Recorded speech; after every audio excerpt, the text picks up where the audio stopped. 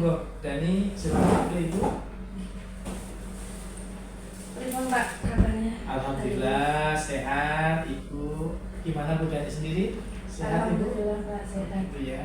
Tadi perasaannya gimana Pak? Habis jalan sehat. Aduh, capeknya. Luar biasa. Oke, kemudian Ikut jalan sampai finish iya. tadi, Pak? Dan Oh, betul. ya cuman sekitar lapangan gitu saja. Iya.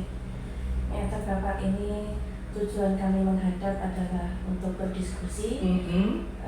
Tindak lanjutan dari ketika kita berdiskusi dengan warga sekolah yang kemarin. Kemarin kita sudah melakukan identifikasi, kemudian kita sudah merefleksi, ada 3 indikator yang akan kita perbaiki nanti Bapak. Jadi sekarang saya juga mau berdiskusi dengan Bapak terkait dengan perencanaan Bapak. Oh gitu. Jadi perencanaan sekolah ini nanti kita yang akan kita bahas adalah ada tiga perencanaan Bapak yang kita prioritaskan. Yang pertama ini tentang perencanaan pembelajaran atau kurikulum satuan pendidikan. Dalam perencanaan pembelajaran ini ada 2 hal Pak yang akan kami sampaikan nanti. Yang pertama, menentukan prioritas perbaikan layanan yang dapat diterapkan pada pengorganisasian pembelajaran dan perencanaan pembelajaran. Yang pertama. Kemudian yang kedua, menerapkan prioritas perbaikan layanan.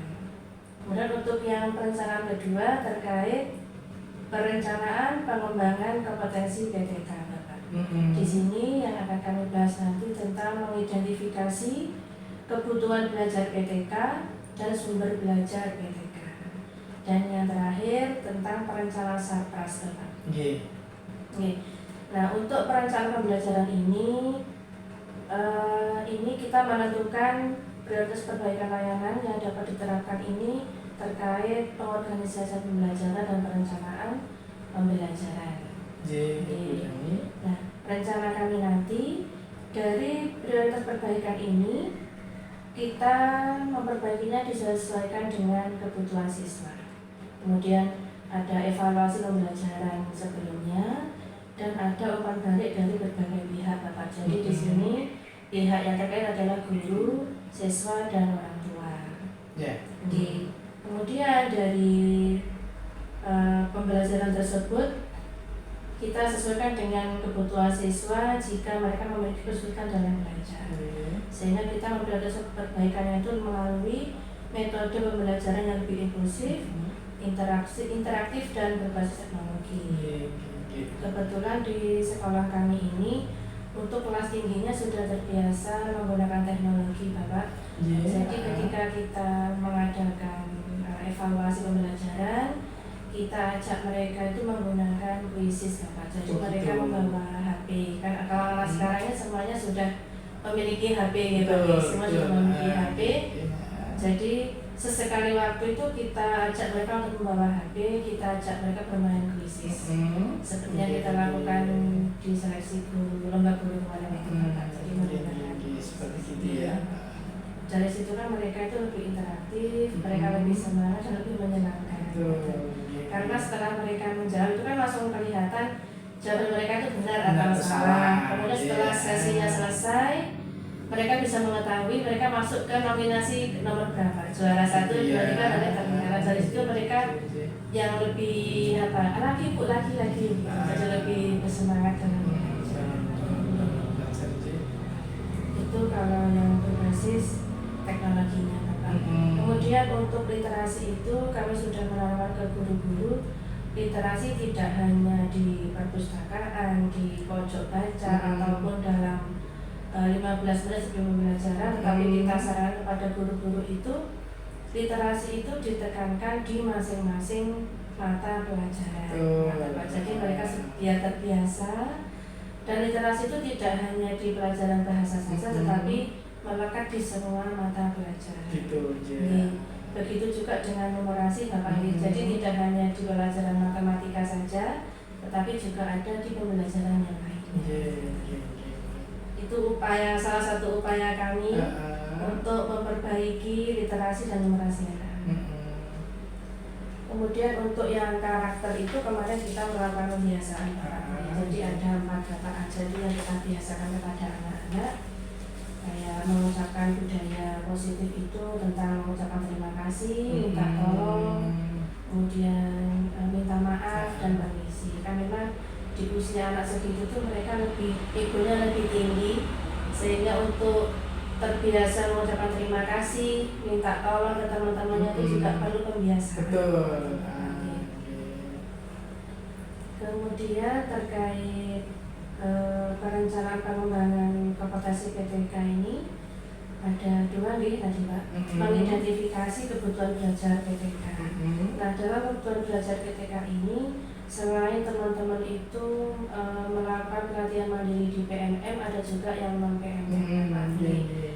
Dan dari awal saya masuk ke pendarungan itu, alhamdulillah mereka sebenarnya belum pernah membuka PMM. Nah gitu, awalnya belum mengenal karena memang belum pernah dianjurkan untuk sering menggunakan menggunakan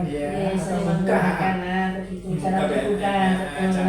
Setelah saya kondisikan seperti itu, alhamdulillah PMM kami itu bisa naik 900%. Gitu ya. Itu langsung naik 90%, itu tertuang di dalam rapor pendidikan kami.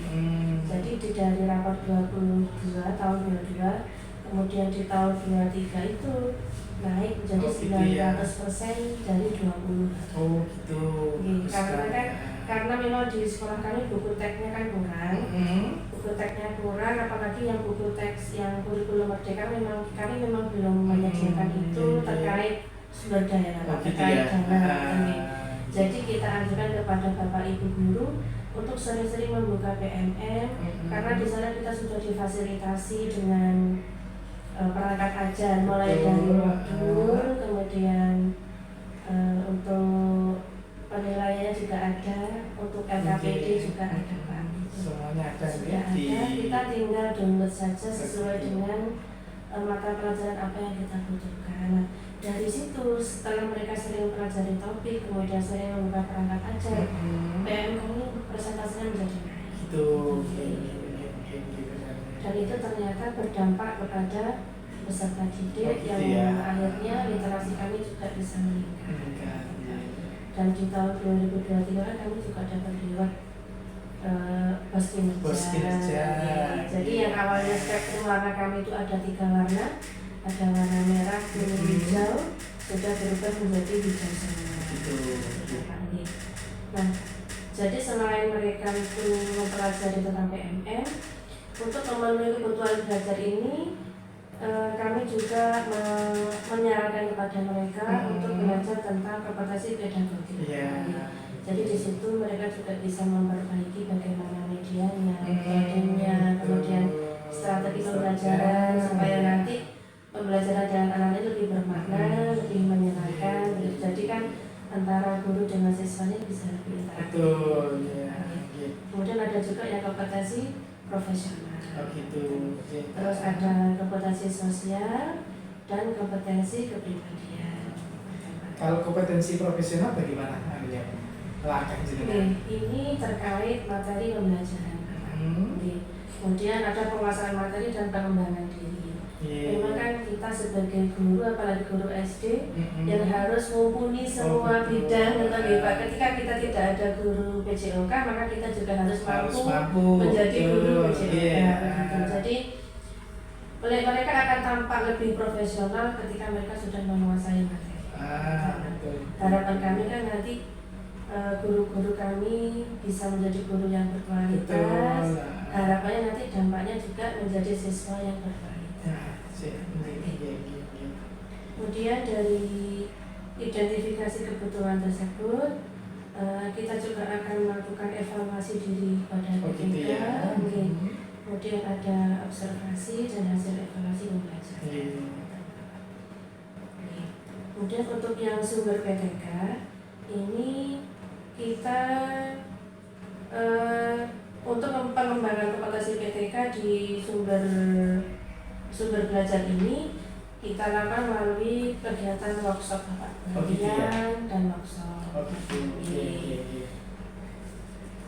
Tapi terprogram, artinya ada jadwal untuk melaksanakan pelatihan maupun workshop tersebut. Kalau pelatihan ini mereka bisa pelatihan mandiri. Katakan ketika ada pelatihan yang di-share lewat Orwil atau lewat Gmail, itu kita biasanya untuk memerintahkan guru-guru itu kita sesuaikan dengan kemampuan mereka masing-masing, Pak. Jadi setiap guru itu kan mempunyai potensi, mereka mempunyai kemampuan di bidangnya masing-masing. Jadi nanti kita menugaskan itu sesuai dengan potensi.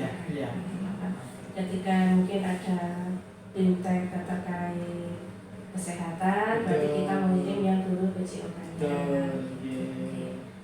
Dan alhamdulillah di sekolah kami sudah ada 2 guru penggerak, Bapak. Itu cara kami untuk memotivasi. Semuanya daftar waktu itu, ada 5 guru yang daftar. Ternyata alhamdulillah ada 2 yang termasuk seleksi, ya, Bapak. Jadi ada teman yang sefrekuensi. Kemudian alhamdulillah karena kami di sana juga guru-gurunya muda-muda, jadi mudah untuk kita gerakkan, mudah kita ajak untuk maju bersama, untuk belajar bersama, memajukan sekolah kita.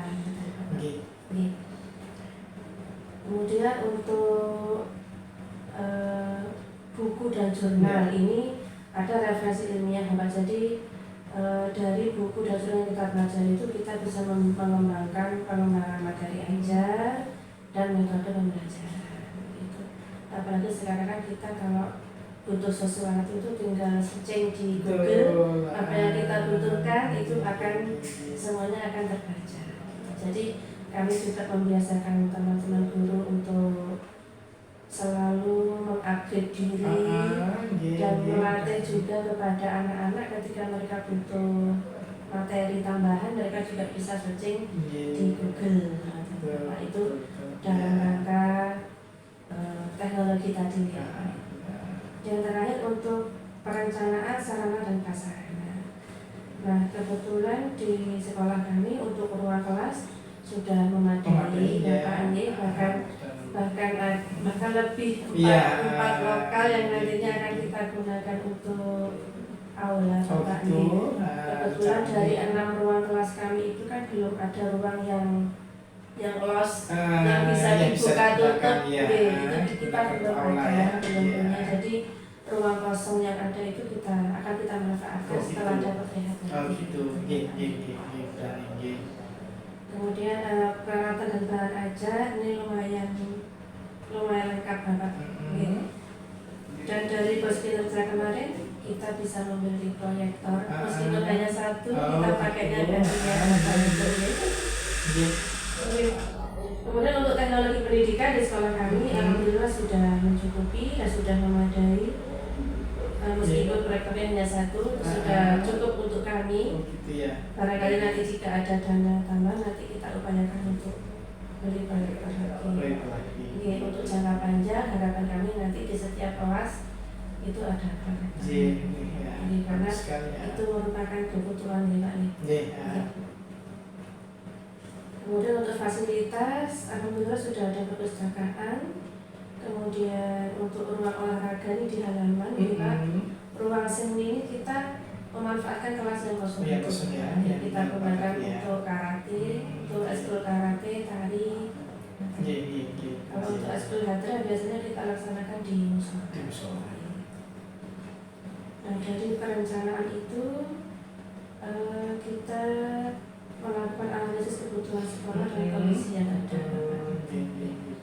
Jadi yang ada kita rawat, yang belum ada nanti kita upayakan. Mungkin dari 3 perencanaan sudah kami sampaikan, ada saran dari Bapak? Yang pertama dalam perencanaan pembelajaran tadi, kemudian ini kita harus fokus pada identifikasi dan juga penerapan perbaikan layanan, utamanya melalui pengorganisasian pembelajaran. Itu yang paling utama dalam perencanaan pembelajaran. Jadi fokus pada identifikasi ya, Bu ya.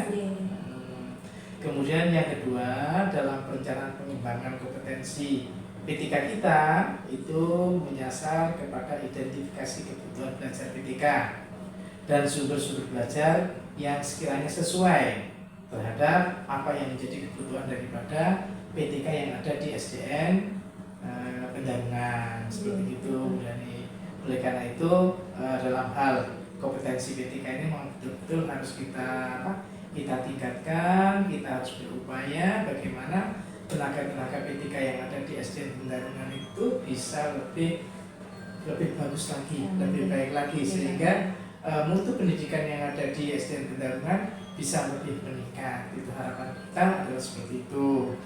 Kemudian masalah perencanaan sarana dan prasarana, menyusun fasilitas dan infrastruktur pendukung yang sesuai dengan kebutuhan pendidikan. Dalam artian dengan dalam kondisi yang sedemikian di SDN Pendarungan, apa yang menjadi kebutuhan yang paling pokok itu yang harus kita diutamakan terlebih dahulu, gitu ya, seperti itu dalam hal sarana prasarananya, sehingga dalam kegiatan-kegiatan pembelajaran untuk di SDN Pendarungan bisa semakin semaksimal mungkin. Kalau sudah perencanaan sarana prasarana ini benar-benar kita terapkan. Mungkin hanya seperti itu, Ibu. Saran kami sebagai pengawas di wilayah Pendarungan.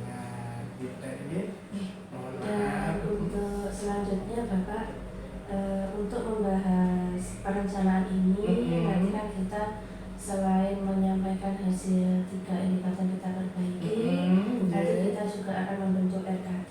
Betul. Dari identifikasi yang sudah selesai, kita menyusun RKT dan RKAS. Dan nanti kita juga akan rapat dengan warga sekolah kembali. Melalui Bapak ada waktu, minta tolong didampingi. Insyaallah nanti akan kesempatan. Mohon maaf sudah selalu merepotkan. Tidak apa-apa, demi kebaikan kita bersama. Kira-kira nanti Bapak longgarnya hari apa, Pak? Untuk minggu depan? Minggu depan, ya. Kalau misalnya hari Rabu, ya, bisa nih hari Rabu, ya. Rabu pagi ya, sudah Rabu pagi, ya. Rabu pagi, insyaallah bisa hadir ke SDN Pendarungan. Insyaallah mungkin hanya 1 jam. Tidak apa-apa aja. Kalau kemarin itu memang agak molor terkait ada kedatangan tamu dari Dirjen, ya, seperti kementerian. Cuman serba kebetulan ya Pak. Iya. Jadi apa yang saya sampaikan itu ya meskipun belum saya laksanakan, saya sampaikan bahwa itu sudah saya laksanakan begitu.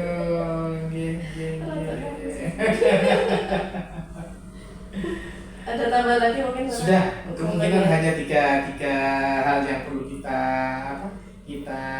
terapkan di SDN Pendarungan, yakni perencanaan pembelajaran, kemudian kompetensi untuk PTK, dan juga perencanaan sarana prasarana tadi. Mudah-mudahan dan kedepannya SDN Pendarungan bisa lebih baik lagi. Amin. Seperti itu ya, Bu ya. Karena memang sebenarnya untuk menyusun RKT dan RKAS memang harus seperti ini. Apa yang menjadi ada komunikasi dengan pengawas, itu memang harus seperti itu. Dan itu baru kami ketahui setelah saya mendapatkan pelatihan, Biasanya kan kita menyusun ya hanya omong-omong sedikit dengan teman-teman, masukan dari Bu Dirjen kemarin, dari Bu Lani. Apapun yang kita lakukan harus ada berita acaranya, ada notulennya, begitu Bapak. Karena bagaimanapun kalau tidak ada notulen, kita tidak punya fisiknya. Fisiknya tidak ada, seperti awu-awu ya istilahnya. Apa-apa ya, tidak ada buktinya sama sekali. Dan biasanya hanya dengan dewan guru. Betul. Kita melibatkan pengawas, melibatkan komputer, dan murid. Dan itu memang yang benar seperti itu. Semua unsur dan kita ini masih mengawali Bapak. Dan mohon maaf selalu merepotkan. Memang sudah menjadi tugas dan tanggung jawab kita bersama untuk meningkatkan lembaga-lembaga yang ada di Kecamatan Kabar. Salah satunya SDN Pendarungan. Terima kasih. Ibu. Kata ibu ya,